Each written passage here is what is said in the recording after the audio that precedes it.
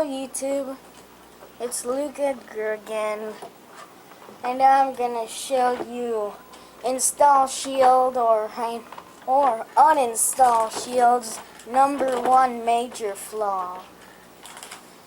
Here's a non-working program.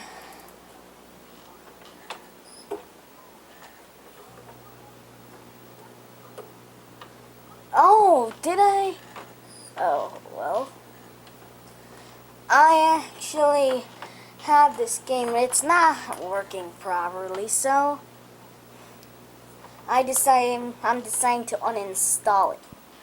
This uses UnInstallShield. Yes, I would like to remove it. Just wait for all this stuff to come back. Alright, want to remove it? What?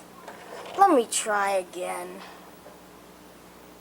I'll pause the video and try again. What?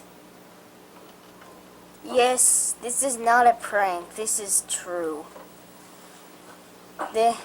If you have a corrupted program or it cannot be found, even though it's still on your hard drive, then this happens.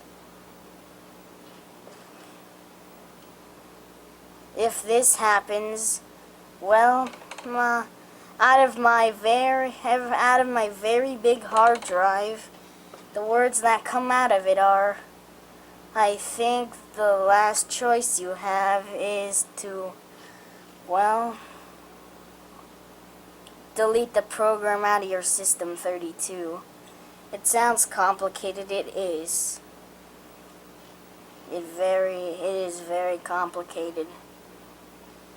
And it is very complicated because, well, if you choose to delete the wrong file, many things can go wrong. So, this is it for today.